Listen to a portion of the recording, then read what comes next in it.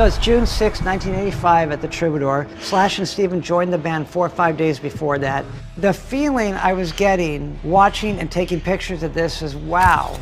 Wherever I pointed to, there was something to grab. I was going through film like toilet paper. My heart was pumping because everything sounded so cool and so good, and they sound like they've been playing together for like months, and yet they've only been together 4 or 5 days. I knew that all they got to do is stay together and not die or go to jail, and they're going to make it. We're Guns N' Roses! Mark became sort of, when Guns N' Roses formed, he was sort of like a sixth guy in there. He was always around. He had unlimited access to the band, especially in the early days when, you know, he was really the only guy who cared about the band. I think he believed in us. He knew the psychology of everybody in the band. He knew what things caused Axl to freak out, what things made Slash nervous. Mark Cantor knew this band is going to be the biggest band in the world if you can just keep it together long enough. First time I ever heard Slash play was right here in this garage in 1981. I was sitting right here, just kicking it, and Slash was right here, and he was playing his BC Rich Mockingbird with the Sun amp. It was such a rich, thick sound coming out of it, and the notes that he was choosing to put in the guitar solos were just ripping a hole through my spine.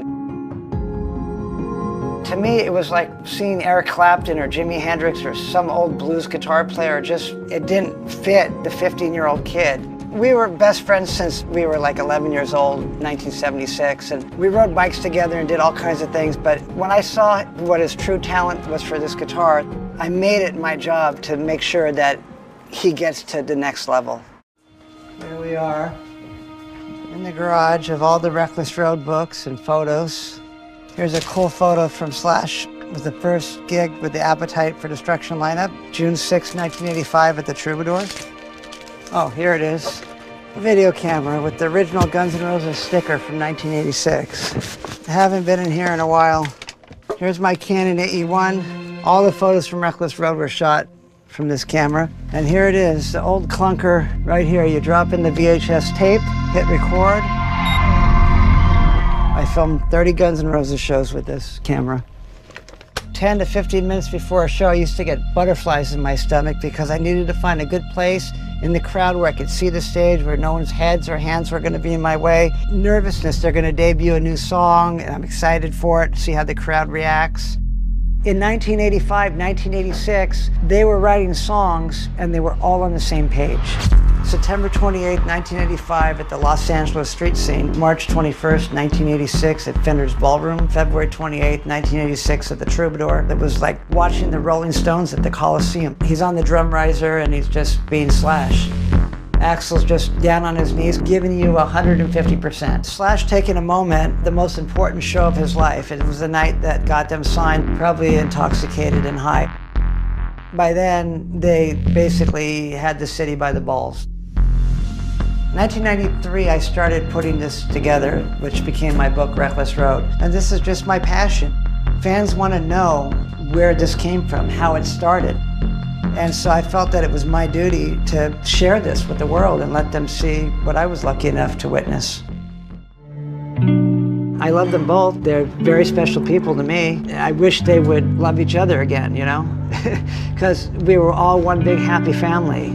Slash was my best friend since I'm 11, but when I met Axl, we instantly became very, very close friends. At my wedding, well, the band was at my wedding, but we thought it would be cool if Axl could play November Rain while we walked down the aisle. But nobody knew what November Rain was because it was 2 years before it came out.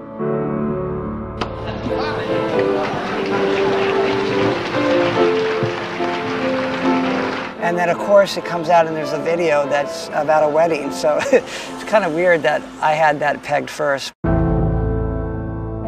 It's just a shame to watch two of my best friends that made beautiful music together not communicate at all for the wrong reasons.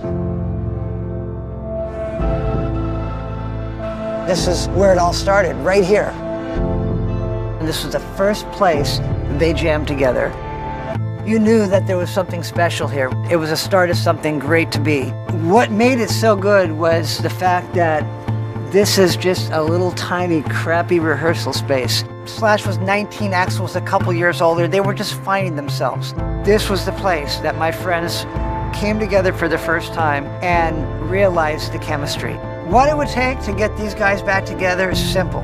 Come back where it all started, right here. This is the room they started in. No bullshit, just put them in here without any management, any handlers, any roadies. I believe that the chemistry inside them, the gravitational pull, is so strong that if they would just walk in this room, music would pour out of their souls. They know they needed each other back then. They know they need each other now. You put those guys together in that little $15 an hour rehearsal space where it all started, that's all you need.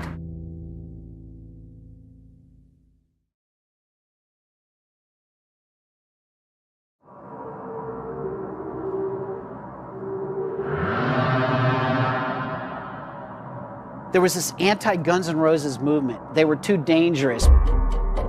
I was like 26 years old at the time. I get called up into the de facto president of Geffen Records. He said, MTV is never going to play a video by Guns N' Roses. John Malone, who's a conservative Republican, owns half of the cable households that MTV is broadcast into. He basically told MTV if they showed any videos from this dangerous heroin junkie rock and roll band that he would take MTV off his cable networks. He said his company's not going to spend another penny on Guns N' Roses. The record is over.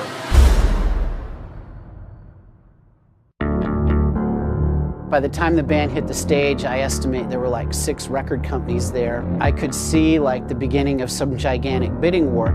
Out comes the most charismatic lead singer I have ever seen.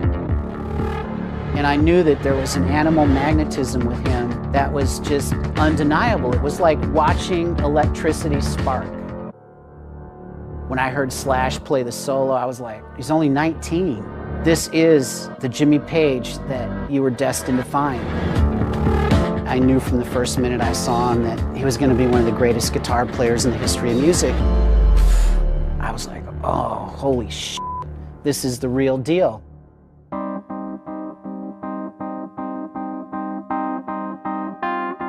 You know, I get this feeling about things, and it's just like an instinct. I stayed for 2 songs, basically, and I didn't even finish the second song. I saw all I needed to see. I went back to the office the next day, and I told David Geffen, I said, I just saw the biggest rock band in the world. They will be bigger than Led Zeppelin and the Rolling Stones combined. They will fill up stadiums. There was no way that I was going to live and breathe without getting that band signed.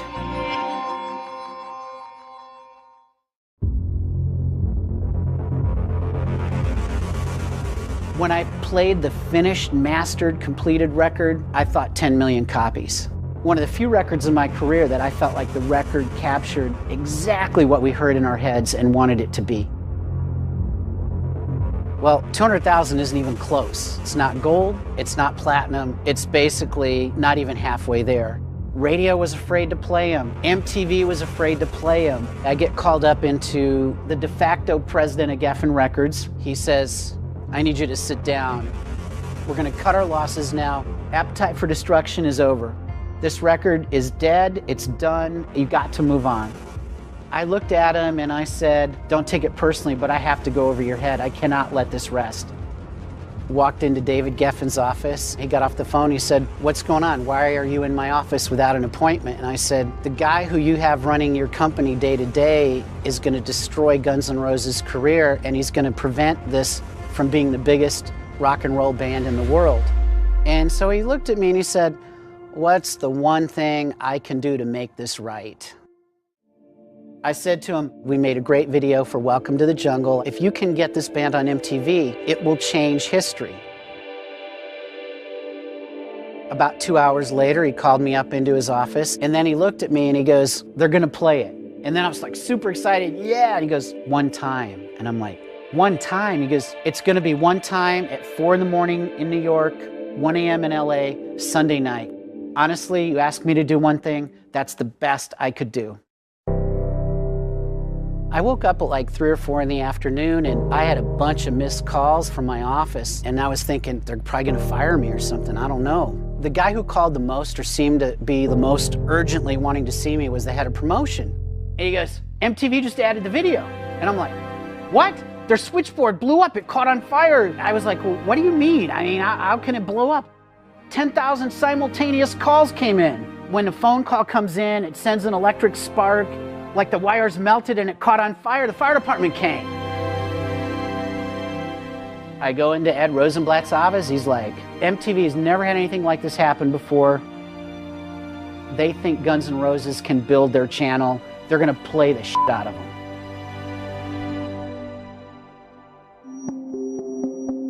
The sales exploded. Like in 2 weeks, we sold another 200,000 copies. It was literally like every kid that saw that video play that one time went out and bought the record immediately. It was sold out everywhere. We quickly made a video for Sweet Child of Mine, and we put that out, and it exploded.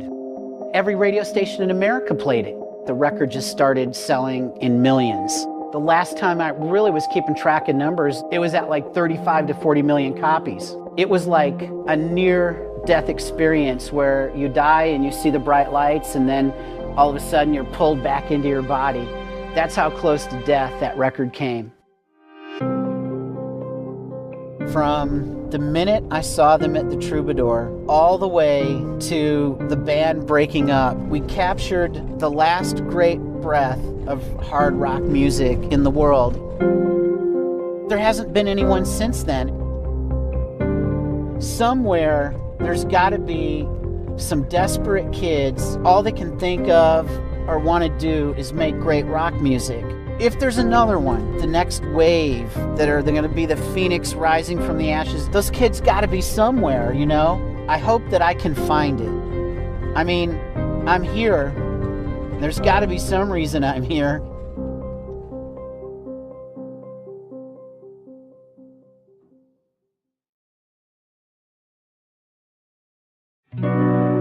We were definitely the breadwinners. We were the money makers.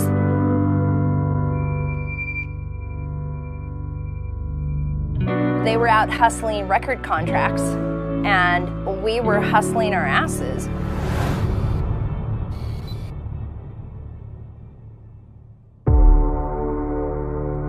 It seemed like the most happening thing to do.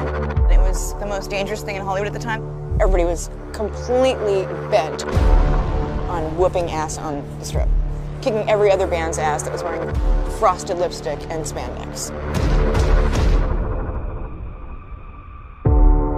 Before all the fame and the fortune, 1984, 1985, the guys were struggling on the street, starving, and thank God they met us girls because we helped them survive.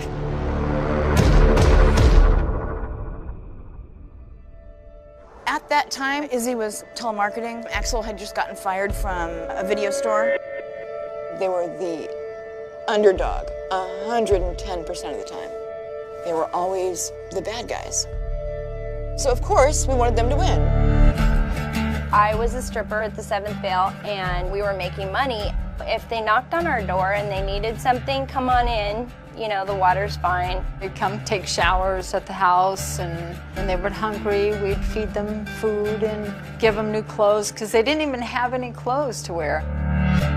Socks, razors, booze, drugs, cab fare, you know, whatever. I used to get phone calls from the road all the time. Izzy'd be like, we're out of gas. Can you get us bus fare back? Can you get us this? We lost the van. All kinds of crap would happen. I mean, anything that could go wrong went wrong 10 times over. And just nobody would give in. We were just too pissed off to give in. I was a dancer, I did their hair, I was a roadie, I handed out flyers, I did their makeup, I did wardrobe. They had an energy about them that just made you want to get involved.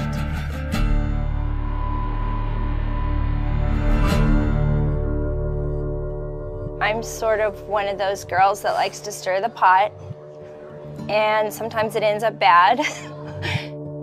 One night in the studio, Axl had his head on my lap and I was stroking his hair, and he closed his eyes and he was really serious, and he was like, Adriana, you know, in his Axl voice, you know, there's something I'd like you to do. It's very serious. He wanted to have live sex sounds on a song he was mixing. We were young and wild and free, and there was the notion that it was for an artistic purpose. Of course I would do that. Eventually I found out it was Rocket Queen. I had no idea that I was going to be rock and roll history, that it was going to be a legendary act. The Rocket Queen is the one where Adriana is like, It was a fun song to dance to. When Axl would do it, he'd be like, And of course the audience was going crazy over it. Somehow I became the Rocket Queen, and I have never said, I'm the Rocket Queen. It's just not me. The real Rocket Queen is Barbie. It's been published before that Rocket Queen was co-written by me. The original song was written for my band to do. And it is the only song I ever helped him with that I wanted my name on. It's the only one I was actually trying to write. Axl would be sitting on my couch saying, what do you think of this? And I'd say, that sucks, let's do this. It was a couple of friends, you know, both of us just sitting there writing.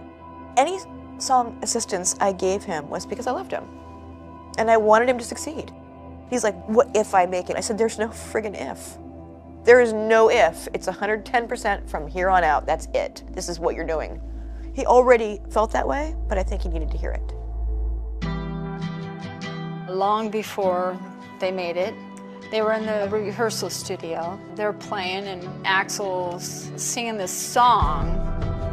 And when his face turned red, I just went, wow, this guy's really trying, man. He's really, really, really trying. And I go into this vision, kind of like a daydream. I see this crowd of people, thousands of people.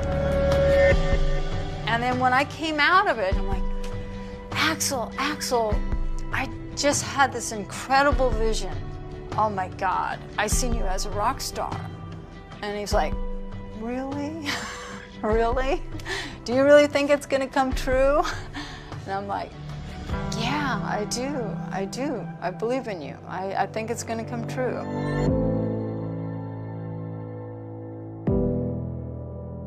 Every landlord, boyfriend, girlfriend, my dad, everybody that I knew would ask me what the hell I was doing hanging around them. Those guys don't even look like they take a shower. What are you doing with those guys?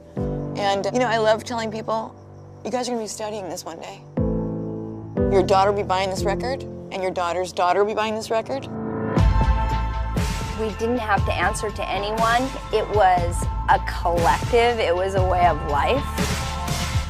There never has been, nor will there ever be, another Guns N' Roses. And if you were associated with that band, you're tattooed for life.